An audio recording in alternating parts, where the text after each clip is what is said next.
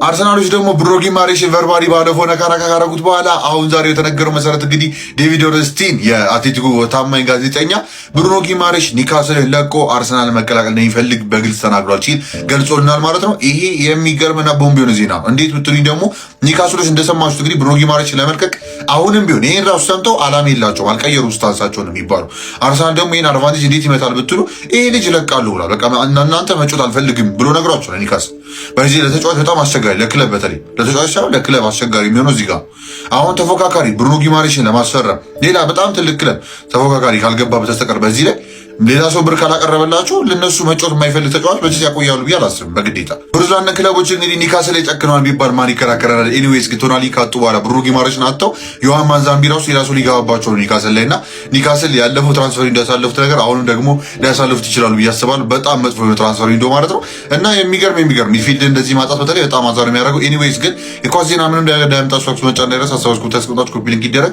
እናንተ ደግሞ ብሩኖ ጊማሬሽ ለአርሰናል ትክክለኛው ሳይኒንግ ብላችሁ ይታስባላችሁ ለሚለው አርሰናል ደጋፊዎች ብቻ ምላሳቸው ቢሰጡ ደስ ይለኛል ማለት ነው። በዛ ዙሪያ ያለውን ያወራንበት እንቀጥል እስቲ። ስለዛ ያላቸው አማራጭ መልቀቅ ነው። እነሱ ጀርመኒ ኒውካስልም ያው ታይት ነገር ላይ ነው ያሉት። እንግዲህ ለመግዛት መሸጥ አለባቸው ኦልሞስት ቢባልበት ሲቹዌሽን ውስጥ ያሉት የሆነ ሰው መግዛት ይችላሉ፣ ግን አላ በተቻለ ሁኔታ ለመግዛት ብቻ። በዛ ዙሪያ ስንመለከተው ያው እንደነገርኳችሁ በቃ አርሰናል ይሄን አድቫንቴጅ ይመጣል።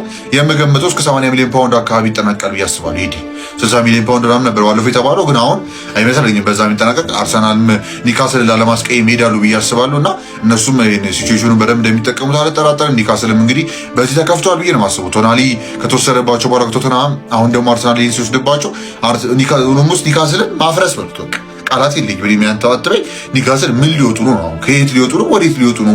ወደ ምን ሊሄዱ ነው? ራሱ ዮሐን ማንዛምቢ ለማስፈረም ግን ተፍተፍ እያሉ ነው። በጣም የሚገርም ልጅ ባይዞ እኔ በዚህ ቶርናመንት ላይ የዓለም ዋንጫ ቶርናመንት ላይ የሚገርም ሲዝን እያሳለፈ ወይ ደግሞ በታዳጊዎች ዙሪያ 20 ዓመቱ ዱ ይተወቃልና ያንግ ፕሌየር ኦፍ ዘ ቶርናመንት ምረጥ ብትሉኝ ዮሐን ማንዛምቢ ነውና ያ ለኒውካስል እንግዲህ ምላሽ ያለው ይሄ ነው።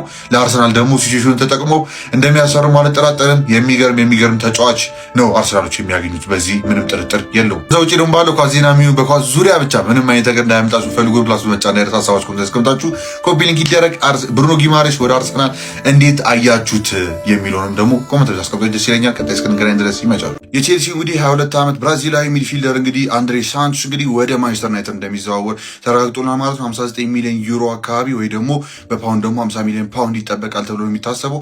በፓውንድ ደግሞ በተንተና አድርገን ካሰብነው 48 ሚሊዮን ፓውንድ እና 2 ሚሊዮን ፓውንድ ደግሞ በአዶንስ ነው የሚሆነው ሲሉ ገልጸዋል። በዲሉ ዙሪያ እንግዲህ ቼልሲዎችም እንግዲህ ሜዲካል እንዲወስድ ራሱ ፈቅደውለታል ተብሏል አንድሬ ሳንቶስ እና ይህ ልጅ እንግዲህ እኔ አንዳንድ ሰው ቅሬታ ሲያስነሳ ያየው ነው። ከትላንትናም ጀምሮ በ24 ሰዓት ውስጥ ዩናይትድ ኦልሞስት የጨረሰው ማለት ይቻላል ወደዚህ ነው ከወጣ በኋላ እና ቅሬታ ሲነሳ ይቼ ነበር። ገርሞኛል በዛ ፓርት። ምክንያቱም ማንቸስተር ዩናይትድ ሉዚ ያደረገ ያለው ድና በጣም የሚያስፈልገው ነገር ሌግ ነው። መሀል ሜዳ ላይ በተለይ ሚሮጥ ሰው ያስፈልጋል። እቺ ታክሏን ምናምን የሚሰራ ኢንተርሴፕሽኗን በቃ የካዚሜሮን ቤዚክሊ ኦፍ ደ ቦል ሙቭመንት የሚሰራው ሰው ማን የሚለው ነገር ከባድ ጥያቄ ሆኖ ነበርና አንዴ ሳንቶስ ደግሞ በሱ በጣም የተካነ ሰው ነው እስከማውቅ ድረስ እና ያ የዚህ ልጅ እኔ በጣም የሚገርም ነው። ቼልሲ መልቃቸው ራሱ ገርሞኛል በዛ ዙሪያ። ቱ ቢሆነስ ግን አንድሬ ሳንቶስ መቼም ያው ከካይሴዶ በላይ በልጦ አይቀመጥም ብሎ ሳሰቡ ነው። ካይሴዶ ኦልሬዲ በቃ በጣም አሪፍ ሆኗልና ይሄ ልጅ ግን የተሻሻለ መጥቶ ምናልባት የእሱን ደረጃ ላይ መድረስ ማይችልበት ምክንያት አለ ብዬ አላስብም።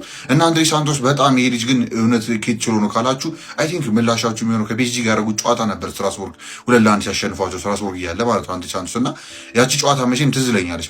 በጣም አደገኛ የነበረበት ተቃፍቶ ቦል ፒኤስጂ የሚገርማችሁ ኳሱን ፎር ዘ ሞስት ፓርት ይዘውባቸው ነበር። ነገር ግን 2-1 አሸንፈው ቢሆንም ስትራስቡርግ ግን ደግሞ ኦፍ ደ ቦል መስራት በጣም ይጠበቅባቸው ነበርና ያን ቀን በጣም አሳይቶ የነበረ ላስት ሲዝን በፊት የነበረው ጨዋታ ላይ ማለት ነው። እና ያ አንድሬ ሳንቶስ የሚገርም ተጫዋች ነው። ብዙ ነገር መጠበቅ ትችላላችሁ ብዬ አስባለሁ ከሱ እና እንደነገርኳችሁ ኦፍ ደ ቦል ያለው ሙቭመንትም የሚገርም ነው። ኦን ዘ ቦል መጥፎ ነው ማለት አይደለም። ኦፍ ዘ ቦል ስላችሁ ባይዘ ግን ያው የሱ በጣም ከባዱ ስትሬንግዝ ያለው ዛጋ በተለይ ግራውንድ ዱሎች ላይ ኢንተርሴፕሽን፣ ክሊራንስስ ምናምን በዛ አጣጡ በጣም ፋስት የሆነ ልጅ ነው እና ምናልባት የዋጋው ጉዳይ ነው። የዋጋውን እንታወሩበት ይችላላችሁ፣ ግን ጉዳት የለበትም።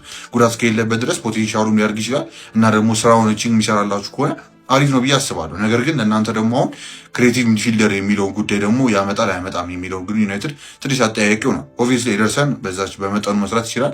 ከቤንች ነበር የታሰበው እሱ አሁን ከፍ ይላል ወይ ማንም የሚሰለፈው ሌላ ሰው ይጨምራል ወይ እሱ አይ ቲንክ ትልቅ ጥያቄ ይመስለኛል ለማንቸስተር ዩናይትድ አሁን ባለው። ለማንቸስተር ዩናይትድ ማን ነው ሚድፊልዱ ላይ ተሰልፎ የምናየው የሚለው ጉዳይ አይ ቲንክ ትልቅ ነገር ይመስለኛል። እስቲ በጊዜ ሂደት የምናየው ይሆናል። እናንተ ሚድፊልዱ ላይ ማን ይሰልፋል ብላችሁ ታስባላችሁ? እንግዲህ እስካሁን ባለው ያው ኦብቪየስሊ ክሊር ሆነ ማይንድ አለ። ኮቢ ሜኑንስ ምናልባት ድሮፕ ለማድረግ ታስባላችሁ እንደ ቶማስ ቱክል ከዛ አንድሪ ሳንቶስ ኤደርሰን ተጠቅማችሁ ከዛ ብሩኖ ከፊት ለፊት ማድረግ ያው ብሩኖ ነው አንተ ቸብሉ ሌላው ይቀየራል ብዬ ስለማስብ ማለት ነውና ብሩኖም ያው ማረፍ አይቀርም ግን ገብቷችኋል ፎር ዘ ሞስት ፓርት በሚለው ነው ወሳኝ ጨዋታዎች ውስጥ ብቻ ይሄን ይመስላል እንግዲህ ኮዚኖቹ ዳምጣችሁ ወስዶ መጫን ያረሳ ሀሳቦች ኮንቴክስት ኮንታክት ኮፒ ሊደረግ ቀጥታ እስከንገናኝ ድረስ ይመቻችሁ። ምስሉ ላይ የምትመለከቱት ታዳጊ አርሰናል ከጥቂት ወራት በፊት ከኢኳዶር ያስፈረመው የ16 ዓመት ታዳጊ ነው። ታዲያ አርሰናሎች ተጫዋቹን ሲያስፈርሙት ከምስሉ በግራ በኩል በአርሰናል ማሊያ እንደምትመለከቱት ጸጉሩ ሙልት ያለ ነበረ።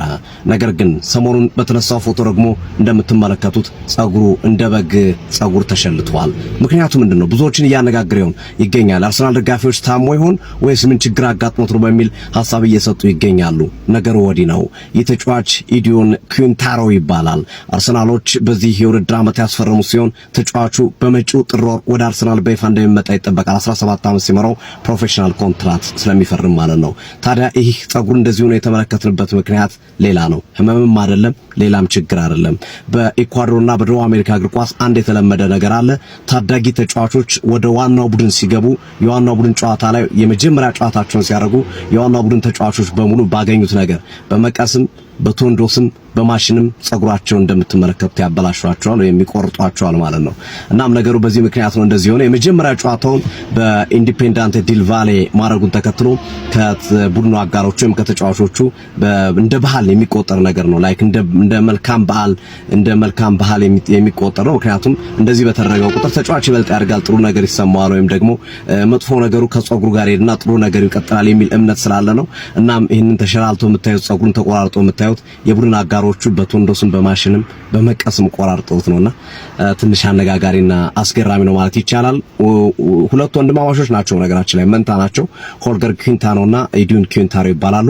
በመጪው ጥር ወር ማለትም በጥር 2027 አርሰናልን 17 ዓመት ሲሞላቸው የአርሰናልን ተስፋ ቡድንና ዋናውን ቡድን እንደሚቀላቀሉ የሚጠበቅ ይሆናል። ያንዳንዱ ሀገር ባህል ደግሞ የተለየ ነው። እስኪ አሳብስጡበት የፕላስ ምልክቱ በመጫን ስልኬ ቢዘጋ ጠዋት ይሄንን ጉድ ላይ በአላህ በምን ፍጥነት ነው ሂርዊጎ የተባለው በአላህ እንደ ግን ቼልሲ ይወል በተመሳሳይ ብር ነው ማዱኬን የሚያስፈረም ነው።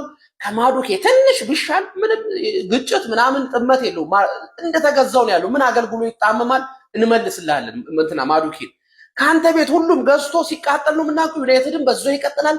ደግሞ ይሁኛ አንቶኒዮ አዲስ ገዣ መጣልልህ እኮ ብራዘሪ በቃው ሊንክ ላክልለት የምርጥ ነገር እንትን ዋንጫ ከፈለጉ ሊንኩ ኋላ የቼልሲ ዝውውር ውስጥ ገባ።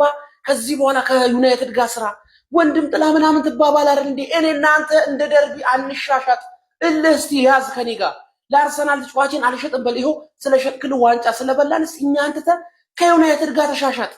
ከባድ ኪሳራ ውስጥ የከተተ ጋርናቾን ሽጦ እሱ የምታስከፍለው ደግሞ እኛን ምን ጎረቤት ስለሆንን ነው? ራቅ ብለን ስቴዲየም እንዳንሰራ በቃ ይሄ ልጅ እስቲ አሪፍ ይሁንና እንተያያለን።